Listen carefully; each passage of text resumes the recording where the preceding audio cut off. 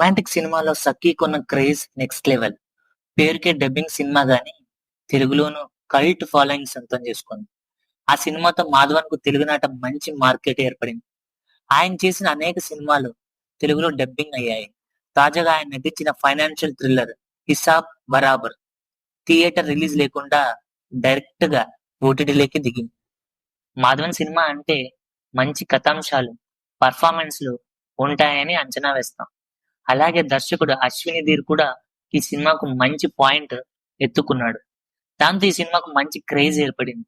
అయితే ఈ సినిమా అంచనాలకు తగినట్టు ఉందా? అసలు కథ ఏంటి? ఓటీటీలో తప్పకుండా చూడాల్సిన సినిమా అయిందా? వంటి విషయాలు చూద్దాం. ఇక స్టోరీలోకి వెళ్తే రైల్వే టీసీ అయిన మాధవన్‌కు భార్య ఉండదు. దాంతో తన కొడుకు మనుతో కలిసి ఒంటరి లైఫ్ లీడ్ చేస్తూ ఉంటాడు. ప్రతి విషయంలో ఖచ్చితంగా ఉండే మాధవన్ సీఏ చేస్తాడు.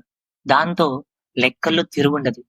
ట్రైన్‌లో అతనికి పోలీస్ ఆఫీసర్ హీరోయిన్ కృతితో పరిచయం ఏర్పడుతుంది. ఆ పరిచయం నెక్స్ట్ లెవెల్‌కు వెళ్ళే లోపల అతని జీవితంలో ఓ సంఘటన జరుగుతుంది. తన బ్యాంక్ అకౌంట్‌లో రూ. 27.50 తక్కువ ఉండటం గమనిస్తాడు. దాంతో బ్యాంకు చుట్టూ తిరుగుతాడు. బ్యాంకు వారు అతనికి సారీ చెప్పి వెనక్కి ఆ డబ్బులు ఇచ్చి గిఫ్ట్ కూడా ఇచ్చినా శాంతించడు. తనలాగే చాలా మంది కస్టమర్ల నుంచి బ్యాంకు చిన్న చిన్న మొత్తాలు లేపేస్తోందని గమనిస్తాడు. ఆధారాలు సంపాదించి ఆ బ్యాంకు పెద్ద స్కామ్ కి పాల్పడుతుందనే విషయం పసిగడతాడు. అక్కడి నుంచి బ్యాంకుతో పోరాటం మొదలెడతాడు. మాధవన్ పోరాటం ఆ బ్యాంకు చైర్మన్ మెహతా దాకా వెళ్తుంది. ఒక సాధారణ రైల్వే టీసీ తన బ్యాంకు మూలాల్ని కదిలించాలని ప్రయత్నిస్తున్నాడనే విషయం తెలుసుకొని కోపంతో ఊగిపోతాడు. మాధవన్ అంతు చూడ్డానికి స్వయంగా రంగంలోకి దిగుతాడు. ఆ తర్వాత మెహతా వంటి బిగ్ షాట్ నుంచి మాధవన్‌కి నిజ జీవితంలోనూ, వృత్తిపరంగానూ ఎలాంటి పరిణామాలు ఎదురవుతాయి, చివరకు మాధవన్ ఏం సాధించాడు అనేది కథ. మూవీ ఎలా ఉందంటే శంకర్ టైప్ మెసేజ్ ఓరియెంటెడ్ కథ. అయితే ఇందులో యాక్షన్ ఉండదు. అలాగని మైండ్ గేమ్ ఉండదు. కథా గమనం చాలా ఫ్లాట్‌గా వెళ్తూ ఉంటుంది. పైగా సన్నివేశాలు నడపడంలో చాలా ల్యాగ్ కనిపిస్తుంది.